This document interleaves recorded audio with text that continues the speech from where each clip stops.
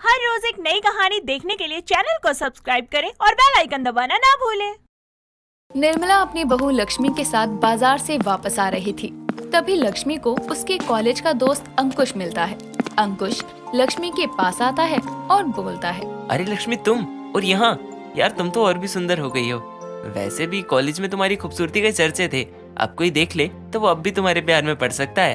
अरे अंकुश, क्या तुम भी ना, तुम्हारे मजाक करने की आदत अभी तक नहीं गई ना। मेरी शादी हो चुकी है, ये मेरी सास है और माँ जी ये अंकुश है, मेरे कॉलेज का दोस्त। नमस्ते आंटी जी, मैं इसके कॉलेज का कोई ऐसा वैसा दोस्त नहीं हूँ। लक्ष्मी और मैं इतने अच्छे दोस्त हैं कि आप लोगों को अब भी इसके बारे में जितना नहीं पता होगा ना, उससे ज्यादा मुझे पता है। अच्छा, तुम दोनों इतने अच्छे दोस्त हो तो लक्ष्मी की शादी में क्यों नहीं आए? वहीं पर मिलना भी हो जाता। लक्ष्मी की शादी का कार्ड तो आया था, लेकिन उसी समय मुझे काम की वजह से इंडिया से बाहर जाना पड़ा। अभी थोड़े दिन पहले ही आया हूँ। अमर कॉलोनी में घर लिया है। अरे अमर कॉलोनी में तो हम भी रह रहे हैं। चलो घर चलो, मैं तुम्हें अपने हाथों की चाय पिलाऊंगी। नहीं अभी नहीं, कभी और। अभी मुझे घर का सामान शिफ्ट करना है और खाना भी बनाना है। तो क्या हुआ, अब नए आए हो यहाँ अकेले तो सब कैसे करोगे? चलो हमारे घर, चाय के बाद खाना भी हो जाएगा। बाद में करते रहना, इतना दिनों बाद अपनी दोस्त से मिले हो। अरे वाह लक्ष्मी, तुम्हारी सास तो बहुत ही अच्छी है और अब आंटी जी बोल ही रही है तो मना नहीं कर सकता ना। निर्मला के बोलने के बाद अंकुश उनके साथ उनके घर चला जाता है। घर आने के बाद वो सब लोग काफी बातें करते हैं। बहुत देर तक बातें करने के बाद अंकुश अपने घर चला जाता है। निर्मला की बहू का पहली बार कोई दोस्त घर आया था, इसलिए निर्मला को भी अच्छा लगता है। लेकिन अब अंकुश रोज रोज उनके घर ही आने लगता था। कुछ दिनों बाद देर रात में अंकुश आता है और लक्ष्मी को बोलकर खाना मंगा लेता है।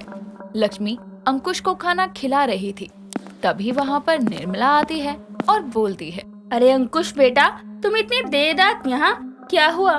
सब ठीक तो है ना? और यहाँ खाना खा रहे हो तुम?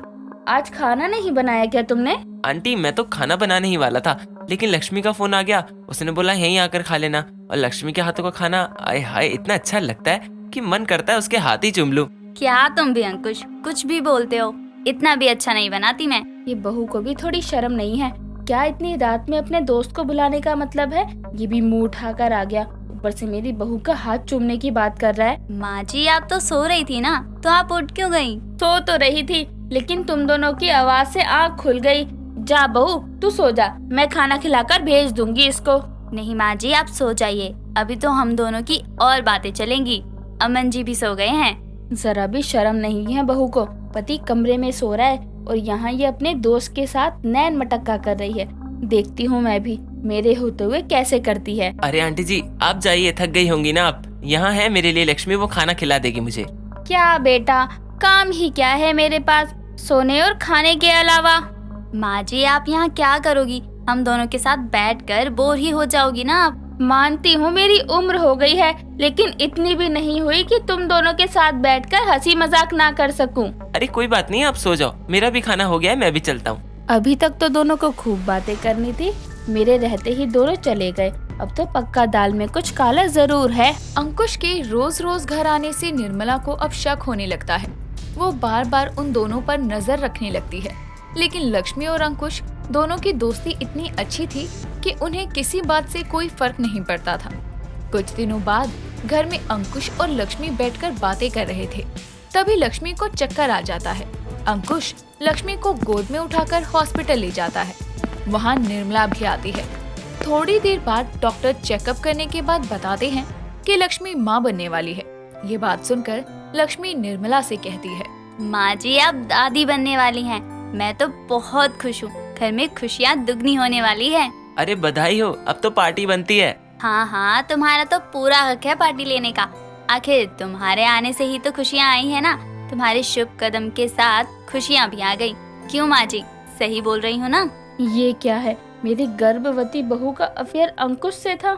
इस बात का तो मुझे यकीन है, लेकिन अब ये बच्चा भी कहीं। माँ जी किस सोच में पड़ गई आप? खुश नहीं हो क्या?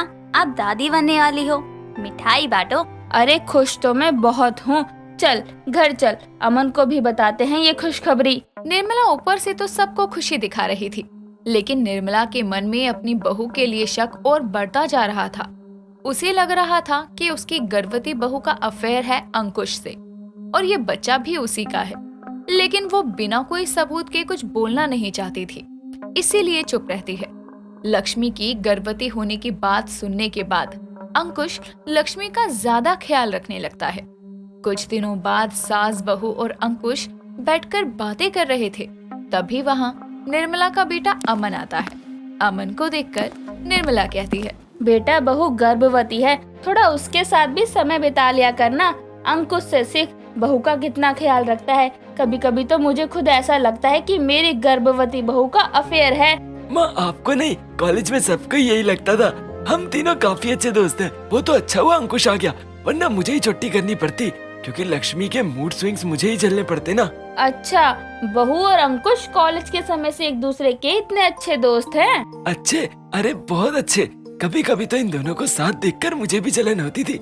अब यहाँ अंकुश है तो लक्ष्मी का भी मन लगा रहता है। हे भगवान, कैसा पागल बेटा है मेरा। यहाँ मेरी आंखों के आगे मेरी गर्भवती बहू का अफेयर चल रहा है और मेरा बेटा है कि उसे इस बात की तसल्ली है कि वो यहाँ है। क्या करूँ अब मैं इसका? आंटी जी, आप हम दोनों के किस्से सुनोगी ना तो आप भी बोलोगी कि हम दोनों साथ में कितने मजे करते थे। वो तो अमन भाई साहब के चक्कर में पड़ गई, वरना हमारे चर्चे तो पूरे कॉलेज में ही थे। अभी जितना देख रही हूँ वो कम है क्या?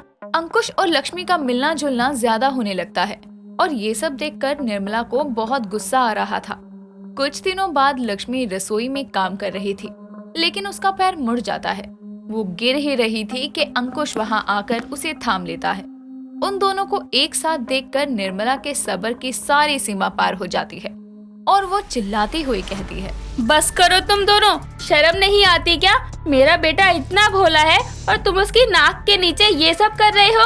क्या हुआ आंटी जी? हमने कुछ गलत नहीं किया, आप क्या बोल रही हो? अच्छा, गलत नहीं किया कुछ? तुझसे क्या ही बोलूं मैं। मेरी तो बहू को ही शर्म नहीं है, गर्भवती है लेकिन अफेयर भी है साथ में, और मेरा बेटा तुम दोनों को कितना अच्छा समझता है।